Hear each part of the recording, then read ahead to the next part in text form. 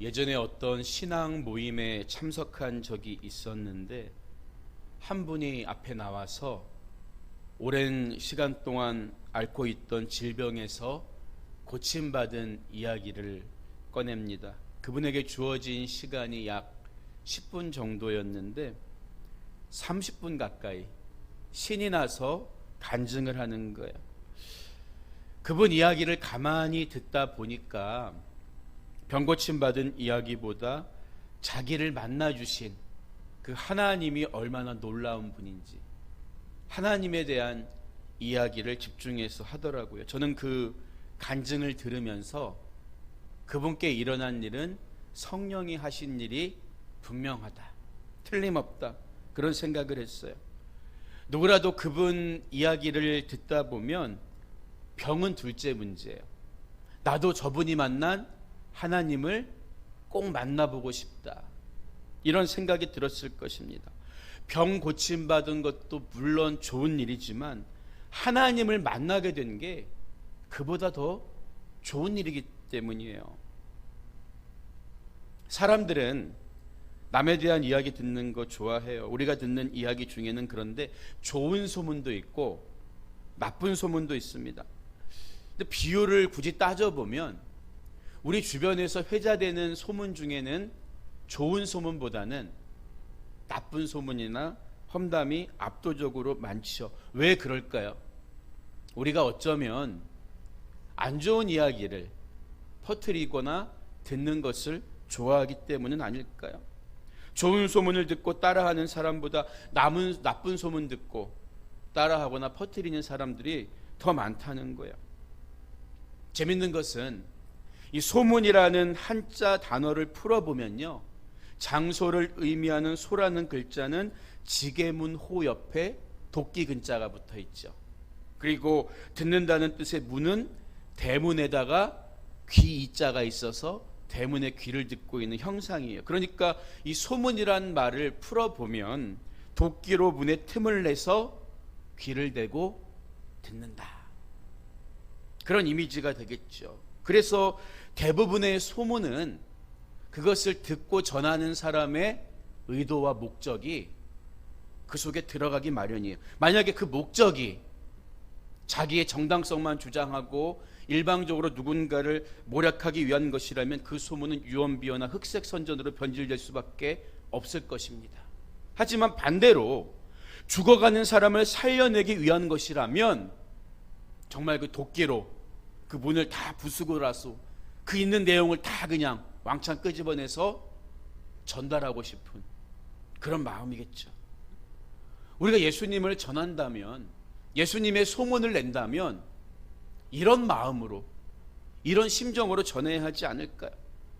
우리는 좋지 않은 소문에 휩싸여서도 안 되지만 나쁜 소문에 쾌감을 느끼거나 다른 사람에게 나쁜 소문을 전파하는 불의한 도구가 되어서는 더더욱 안 되는 거예요. 우리 성도들은 나쁜 소문이 들려와도 그 소문을 차단하는 차단자가 되어야지. 더 신나서 어느 교회가 이렇대, 어느 목사님이 이렇대, 주님의 아픈 심정은 아랑곳하지 않고 그런 일에 골몰하면 안 되는 거예요. 오늘 본문에 나오는 사람들처럼 예수를 전하는 좋은 소문의 진원지가 되시기를 주님의 이름으로 축복합니다. 주님은 우리가 하는 말을 다 듣고 계신 거예요. 예수님이 12의 혈루병 앓던 여인을 고쳐주시고 또 회당장 야이로의 죽은 딸을 살려주신 소문이 온 갈릴리 일대에 퍼지게 됐어요. 그래서 이제는 보다 많은 사람들이 예수님께 고침받기 위해 더 몰려오게 된 거죠. 특히 오늘 읽은 본문 말씀은 예수님의 명성이 점점 멀리 퍼져나간 사실과 함께 바리새인들이 악의적으로 예수님을 공격한 사실을 보여줌으로써 예수님의 사역이 점점 확장될수록 그에 비례해서 유대 종교 지도자들의 불만과 관심과 탄압이 점차 고조될 것을 우리에게 미리 암시해 주고 있다는 거죠. 여러분, 예수님이 이 땅에 오신 1차적인 목적은 우리의 죄를 대신해서 십자가를 지고 죽으심으로써 구세주가 되기 위함입니다. 하지만 예수님은 그렇다고 해서 당신 앞에 나오는 병자들, 문제가 있는 사람들을 외면하지 않으셨다는 거예요. 여기엔 중요한 이유가 있습니다. 그게 뭘까요? 물론 예수님은 사랑이 많으신 분이시기 때문에, 사랑이시기 때문에 그들을 외면하지 않고 고쳐주십니다. 그런데 더 중요한 이유가 있어요. 그게 뭘까요? 하나님이 처음 만드신 그 나라에는 질병이 있었습니까? 없었죠. 죽음도 없었어요. 영원히 하나님과 함께하는 존재로 인간이 창조된 것입니다. 하지만 인간의 타락으로 인해서 죄가 세상에 들어오고 땅이 함께 저주받음으로써 깨어진 세상 속에는 갖은 질병과 재해와 죽음, 약육강식과 적자 생존의 비극이 찾아오게 된 거죠. 따라서 예수님이 이 땅에 오셔서 병자를 고쳐주시고 귀신을 쫓아내고 죽은 자를 살리시는 것은 하나님이 처음 만든 세상으로 회복되는 것을 보여주는 중요한 상징성이 있는 거예요. 예수님이 말로만 하나님 나라가 가까이 왔다고 하신 게 아니라 정말 하나님 나라의 본래의 모습을 이런 사역을 통해 보여주시는구나, 그걸 깨달으라는 거죠. 그래서 예수님은 잘못된 목적으로 자기 야망과 욕심을 채우려고 섣부르게 예수님을 이용하려고 몰려든 사람들을 경계하시면서도 예수님 앞에 나온 불쌍한 사람들의 문제를 외면하지 않고 해결해 주신 거예요. 그래서 우리는 복음서를 읽으면서 예수님을 통해 병이 낫고 귀신이 쫓겨나게 된 어떤 이 기적적인 현상에만 초점을 맞출 게 아니라, 예수님이 이것을 통해 궁극적으로 보여주시고자 했던 것이 무엇인가, 이거를 잘 깨달아야 하는 거예요. 예수님은 천국 복음의 전파를 위해서, 하나님 나라를 실제적으로 보여주고 가르쳐 주시기 위해서 병자도 고쳐주시고 귀신도 쫓아내신 것입니다. 본문 27절을 보면요, 예수께서 거기에서 떠나가실새 두 맹인이 따라오며 소리질러 이르되 다윗의 자손이여 우리를 불쌍히 여기소서 하더니, 이렇게 시작하고 있죠. 두 맹인이 예수님을 따라오면서 다윗의 자손이여 이렇게 부르고 있어요. 여기서 다윗의 자손이란 표현은 이스라엘 백성들이 특별히 성경에 약속된 메시아를 부를 때 사용하는 관용적인 표현이라는 거죠. 그래서 마태복음을 보면 1장 1절이 어떻게 시작합니까? 아브라함과 다윗의 자손 예수 그리스도의 계보라. 마태는 자기 동족 유대인들에게 예수가 곧 메시아시다, 이 사실부터 못 받고 복음서를 기록하고 있는 거예요. 그런데 마가복음 10장에는 예수님께 똑같은 말로 나오는 사람이 있죠. 다윗의 자손 예수여 나를 불쌍히 여기소서, 애타게 외친 소경 바디메오의 이야기가 기록되어 있어요. 바디메오 이야기를 잘 알고 있습니다. 그런데 오늘 본문에 나오는 이야기는 그 사건과는 다른 사건이에요. 왜냐하면 바디메오는 여리고에 살던 소경이었는데 오늘 본문의 무대는 여리고가 아니라 갈릴리 가버나움 근방이기 때문입니다. 그래서 오늘 이 두 맹인이 예수님께 고침받은 사건은 마태복음에만 기록된 독특한 사건으로 이해할 수가 있습니다. 우리는 이름도 밝혀지지 않은 이 두 맹인의 외침에 주목해야 되는 거예요. 예수님의 그 모습을 정확하게 알아봤기 때문이에요. 다윗의 자손이요, 다윗의 자손이요. 여러분, 그런데 당시 사회적으로 명망 있는 종교 지도자들, 바리새인과 서기관들을 보세요. 그들은 방대한 성경 지식이 있었어요. 그리고 건강한 육신의 눈을 가지고 있었지만 예수님이 이 세상을 구원하기 위해 오신 하나님의 아들 메시아라는 사실을 그들은 결코 깨닫지 못했던 거예요. 반면에 영적으로는, 육신으로는 소경이었던 이 맹인들은 비록 육신의 눈은 멀었지만 예수님을 메시아로 인정하는 영적인 눈은 뜨여져 있었다.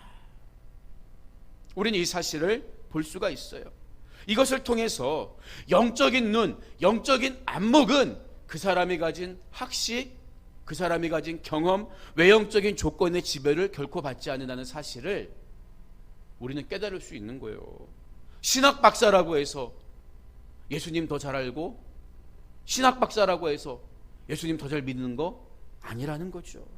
가만히 보면요, 자기 육신의 힘이 강할 때는 오히려 영적인 눈은 어두워지기 쉬워요.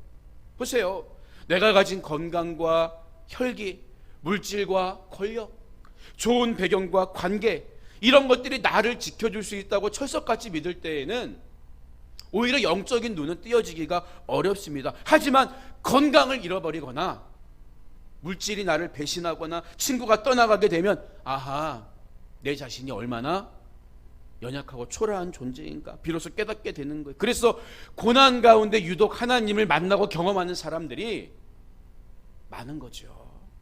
육신의 눈으로 보면 약해진 것 같지만 그로 인해 하나님을 경험하게 된다면, 영적인 눈에 띄어지게 된다면 그게 오히려 은혜라는 거예요. 그런데 바리새인들은 자신들이 가진 사회적 지위, 자신들의 머리에 쌓아둔 지식으로 인해서 오히려 예수님을 볼 수 있는 영적인 눈이 가리워졌던 거죠. 자기가 의지하는 학문과 지식과 경험이 오히려 생명의 주님을 만나는 것을 방해하는 도구가 된 거예요.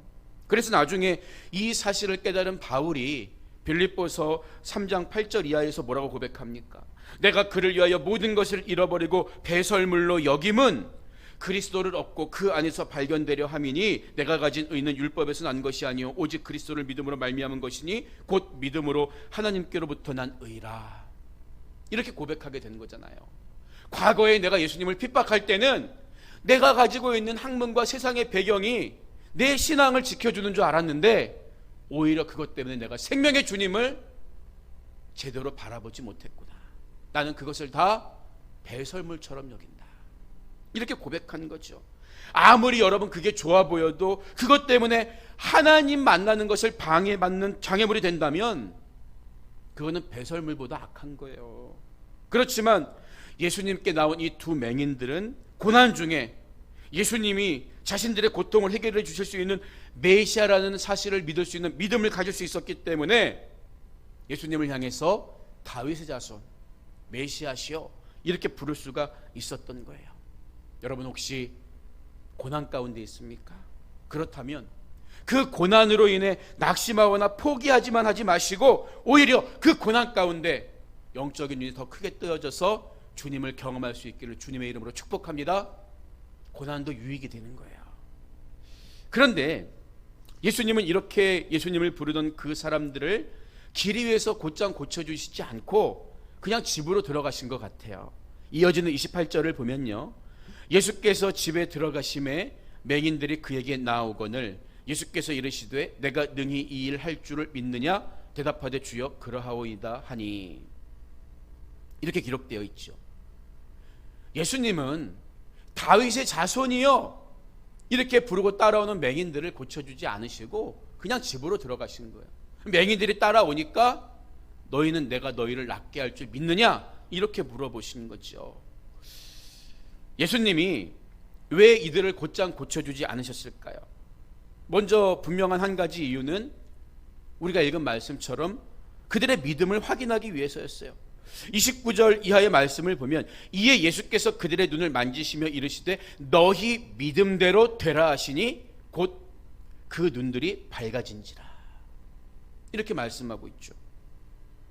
지난 시간에 우리가 살펴봤던 12해 동안 혈루증 앓던 여인 그리고 회당장 야이로에게 있었던 공통점이 뭐였죠? 그들은 굉장히 절망적인 상황에 처해 있었어요. 인간의 힘으로, 인간의 바람과 의지로 극복할 수 없는 절대적인 한계 상황에 놓여 있었습니다. 그러나 그런 자리에 예수님이라면, 예수님이 오시면 해결하실 수 있다. 이런 믿음이 있었다는 거죠. 예수님은 지금 이 두 맹인들에게도 그런 믿음이 있는가를 확인하신 거예요. 그러면 병이 났는데 왜 믿음이 필요할까요? 왜 예수님은 그걸 확인하기 원하셨을까요? 물론 예수님은 그런 거 확인 안 해도 당신 뜻이라면 당신 마음만 있으면 누구의 병이든 다 고쳐주실 수가 있고, 또 성경을 보면 베드로와 요한이 안진뱅이를 일으킨 것처럼 고침받는 사람 말고 고쳐주는 사람의 믿음만으로도 병자가 나은 이야기도 기록되어 있습니다. 하지만 대부분의 경우에는 고침받는 사람의 믿음이 절대적으로 필요해요. 절대적으로. 왜냐하면 그런 믿음을 가지고 나온 사람이라야 병이 나았을 때 신기하네, 이런 우연이 있을까, 이렇게 이야기하지 않고 모든 영광을 병을 낫게 하신 하나님께 돌려드릴 수가 있기 때문입니다. 그러면 병이 낫지 않는 사람들은요, 그 사람들은 다 믿음이 없기 때문일까요? 그렇지 않다는 거예요. 다시 말씀드리지만 모든 사람이 다 병들고 죽는 것은 죄가 이 세상에 들어오고 그로 인해 세상이 깨어졌기 때문이라고 말씀드렸잖아요. 그래서 성경은 한 번 죽는 것은 사람에게 정해진 것이요 그 후에는 심판이 있으리니 분명하게 히브리서 9장 27절에서 말하고 있는 거예요. 그래서 병이 낫는 것은 분명 은혜지만 모든 인간은 결국 나은 병도 나중에는 흙으로 돌아갈 수밖에 없는 그런 처지라는 거죠. 하나님이 누군가의 병이 나는 은혜를 주신 것은 주님을 잘 믿고 주님 만나고 앞으로 주님을 위해 살라는 특별한 은혜이지, 믿음이 있다고 해서 모든 사람이 안 죽습니까? 모든 사람이 병을 다 피해갑니까? 그런 것은 아니라는 거예요. 근데 뭐가 달라지죠? 믿음이 있기 전과 후가? 병이 낫지 않아도 내 마음의 평안과 천국의 소망을 누리면서 기쁨을 잃어버리지 않고 살 수 있는 은혜를 우리에게 주셨잖아요. 구원의 은혜를 주셨잖아요. 우리는 감사해야 할 이유가 분명합니다. 예수님이 두 맹인을 즉시 고쳐주시지 않은 또 한 가지 이유는 뭘까요? 야이로의 딸을 살려주셨을 때처럼 아직 당신이 메시아라는 사실을 공공연히 드러내지 않기 위해서였다고 볼 수 있어요. 그래서 30절 후반부의 말씀을 보면요, 예수께서 엄히 경고하시되 삼가 아무에게도 알리지 말라 하셨으나 그들이 나가서 예수의 소문을 그 온 땅에 퍼뜨리니라, 이렇게 기록되어 있죠. 지난 시간 잠시 살펴본 것처럼 예수님께서 공생의 초기에 신분을 감추셔야 했던 이유가 뭡니까? 자신이 져야 할 십자가 사역이 메시아로서 이 땅에 오신 가장 중요한 사역으로 생각하셨고, 사람들이 메시아에 대해서 갖고 있는 세속적인 그 야망과 욕망의 기대에 부응하지 않기 위해서 함부로 이야기하지 말아라. 저들은 메시아를 자기들 입맛대로 받아들이고 이해하려고 하기 때문에 그렇게 금지하셨던 거죠. 여러분, 그런데 낭중지추라는 사자성어가 있잖아요. 주머니에 송곳을 집어넣으면 반드시 삐져나오게 돼 있어요. 죽은 사람이 벌떡 일어났는데 그 소문이 안 퍼질 수 있겠습니까? 무엇보다 절망 가운데 빠져있던 인생이, 아무런 소망 없던 인생이 예수님 만나서 진짜 소망과 천국의 기쁨을 회복하게 됐는데, 갖게 됐는데 그것을 남에게 이야기하지 않고 견딜 수가 있을까요? 여러분, 그래서 마태는 사람들이 예수님의 능력에 대한 소문을 내는 것에 대해서 크게 부정적인 의미로 기록하고 있는 것은 아니에요. 마태는 아무에게도 알리지 말라 예수님 말씀에 대한 그들의 불순종보다는 하나님 나라를 체험한 사람은 그 소식을 남에게 소문내지 않고는 견딜 수 없는 이런 당위성에 대해서 우리에게 들려주려는 의도를 가지고 있어요. 우리가 잘 아는 예레미야 선지자를 한번 떠올려 보세요. 하나님 말씀을 전하다가 심한 모욕과 매를 맞죠. 심지어 감옥에 갇힙니다. 하지만 그 감옥에서 나오면서 뭐라고 고백합니까? 예레미야서 20장 9절의 말씀을 보면 내가 다시는 여호와를 선포하지 아니하며 그의 이름으로 말하지 아니하리라 하면 나의 마음이 불붙는 것 같아서 골수에 사무치니 답답하여 견딜 수 없나이다. 하나님 말씀이 마음속에 담겨진 예레미야도 그 말씀 전하지 않고는 답답해서 견딜 수 없다고 고백했는데, 하나님께 받은 은혜, 하나님께 받은 사랑, 그 감격이 내 마음에 담겨 있다면 어떻게 소문내지 않고 견딜 수가 있겠습니까? 이처럼 예수를 만난 경험과 간증은 세상에 나아가서 소문내지 않고는, 전하지 않고는 견디지 못하는 게 맞는 거예요. 더구나 예수님에 관한 소문을 퍼뜨린 것은 이 맹인이 처음이 아니죠. 지난 시간 살펴본 대로 회당장 야이로의 딸이 죽었다가 살아난 간증이 사람들에게 널리 퍼지게 되잖아요. 아마 그 소문을 들은 두 맹인이 예수님을 찾아왔지 않겠습니까? 그리고 이어지는 32절 이하를 보면 그들이 나갈 때에 귀신 들려 말 못하는 사람을 예수께 데려오니, 이렇게 말하고 있어요. 이처럼 두 맹인이 고침받은 간증을 듣고 말 못하는 사람도 예수님을 찾아온 거예요. 소문이 또 다른 소문을 낳고 그 소문이 또 다른 사람을 살리는 능력이 되는 거죠. 여러분, 마찬가지로 우리를 위해 이 땅에 오신 복음의 소식은 먼저 예수님을 만나 삶이 변화된 나의 간증을 통해서 세상에 퍼져나가는 것이 마땅한 일이에요. 그래서 예수님은 분명하게 성령이 너희에게 임하시면, 그 성령이 어떤 분입니까? 예수를 주라 시인하게 우리 마음에 감동을 주고 돕는 영이에요. 성령이 너희에게 임하시면 우리가 권능을 받고 끝나는 게 아니에요. 예루살렘과 온 유대와 사마리아와 땅끝까지 이르러 그 증인이 되는 삶을 살지 않고는 견딜 수가 없다. 당연한 변화다. 우리는 그 사실을 깨달아야 하는 것입니다. 그런데 이런 간증의 주인공이 되는 사람이 있는가 하면 그 기적의 현장에서 팔짱만 끼고 예수님을 판단하는 무리들이 있었다는 거예요. 본문 33절 이하를 보면요, 귀신이 쫓겨나고 말 못하는 사람이 말하거늘 무리가 놀랍게 여겨 이르되 이스라엘 가운데서 이런 일을 본 적이 없다 하되, 바리새인들은 이르되 그가 귀신의 왕을 의지하여 귀신을 쫓아낸다 하더라. 이렇게 기록되어 있죠.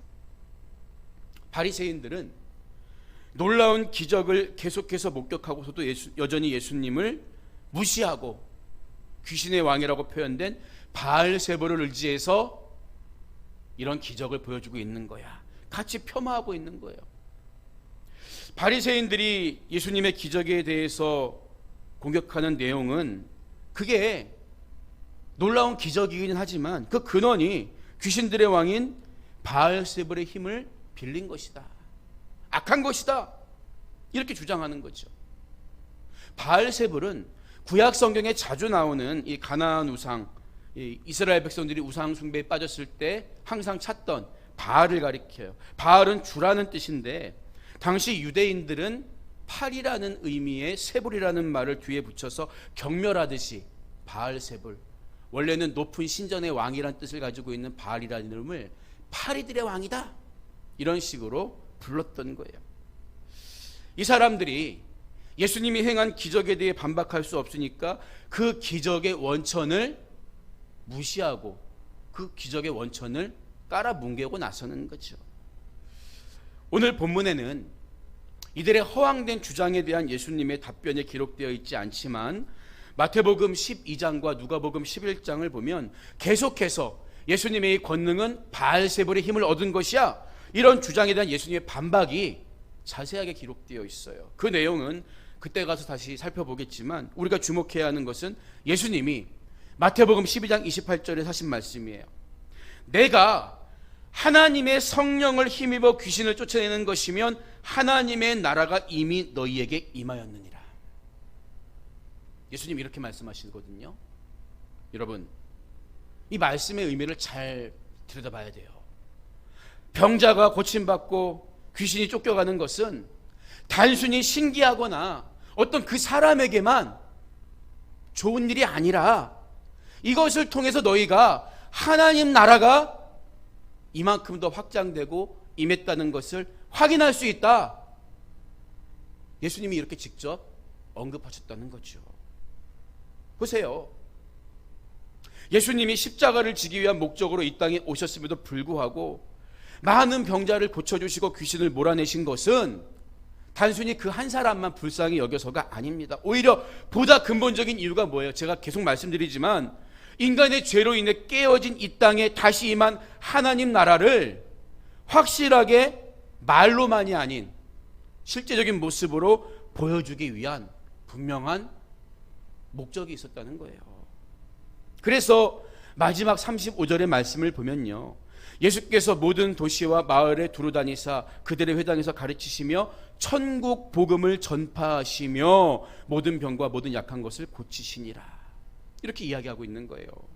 말하자면 예수님이 이 땅에 오셔서 보여주신 모든 기적은 다 무엇과 연관이 되어 있다는 거예요? 이만큼 너희에게 임한 하나님의 나라를 확인해라. 확인해라. 병도 없고 죽음도 없고 악한 귀신의 장난도 없던 하나님이 보기에 심히 좋았다고 말씀하신 하나님 나라의 모형이다. 확인해라. 이런 의도가 있었다는 거예요. 그래서 예수님은 오기로 약속한 그 이가 당신이 맞습니까? 이렇게 묻는 세례 요한의 제자들에게 뭐라고 대답하시죠? 누가복음 7장 22절을 보면 너희가 가서 보고 들은 것을 요한에게 알리되 맹인이 보며 못 걷는 사람이 걸으며 나병 환자가 깨끗함을 받으며 귀먹은 사람이 들으며 죽은 자가 살아나며 가난한 자에게 복음이 전파된다 하라. 메시아가 이 땅에 오셔서 하실 일들 내가 증명해 보이지 않았느냐? 하나님 나라를 가지고 왔다고 선언한 나의 말이 실현되지 않았느냐? 대답하신 거예요. 여러분, 그렇다면 그 하나님 나라가 우리와 생소한 나라입니까? 아닙니다. 저와 여러분은 이미 복음을 믿고 하나님 나라를 살아가고 있어요. 주님 만나 죄사함 받고 하나님의 자녀가 됐어요. 내 힘으로 할 수 없었던 많은 일들을 하나님의 은혜로 능력으로 감당해온 얼마나 많은 간증들이 있습니까? 내 삶의 어둠의 그림자가 물러가고 생명의 빛이 찾아온 만큼 하나님 나라는 내 삶 속에 이미 임한 거요. 여러분, 그렇다면 우리도 고침받은 맹인처럼 도저히 감추려고 해도 감출 수 없었던 그 맹인처럼 생명의 빛으로 오신 예수님에 대한 소문, 하나님 나라에 대한 소문을 세상에 나아가서 널리 전해야 하지 않겠냐는 거예요. 그게 우리를 먼저 만나주신 주님의 바람이 아니겠습니까? 오늘 말씀을 마무리합니다. TV를 보다 보면 맛집을 소개하는 프로그램이 아직도 많이 방영되죠. 그런데 가끔 인터뷰하는 분들, 그 맛집 근방에 사는 분들의 이야기를 들어보면 아우, 저는 이 식당 소문나는 게 싫어요. 그렇게 인터뷰하는 모습을 종종 볼 수 있어요. 그 이유는 다른 데 있는 게 아니죠. 소문나서 사람들이 많이 몰려들면 줄 서야 되고 그러면 자기가 편하게 식당을 이용하기 어려워지기 때문에 아우, 소문 좀 안 났으면 좋겠어요. 이런 이야기를 해요. 주인 마음도 그럴까요? 그렇지가 않겠죠. 여러분, 우리가 예수님에 대한 소문을 아무리 많이 내고 사람들이 복음 앞에 몰려와도 우리는 절대 은혜를 받기 위해 줄 서서 기다리지 않아도 돼요. 왜 그렇습니까? 하나님의 은혜는 모든 인간에게 다 주어도 마르지 않는 한량없는 은혜이기 때문입니다. 누가 나를 데리고 근사한 식당에 가서 밥 한 끼만 사주어도 야, 그 사람 인간성 참 좋아, 그 사람 참 통이 커, 좋다고 소문을 내는데 하물며 내 영혼을 사망에서 건져주신 주님의 은혜 앞에 우리가 입을 닫고 산다면, 나 혼자만 그 은혜를 누리면서 살려고 아무에게도 소문내지 않는다면 우린 주님의 심정이 어떨까요? 여러분, 오늘 본문에 나오는 도저히 감출 수 없는 주님의 은혜를 소문내고 다닌 두 맹인들처럼 주님의 이야기를 세상에 부지런히 실어 나를 수 있는 하나님 나라 백성들이 다 되어주시기를 주님의 이름으로 간절히 축원드립니다.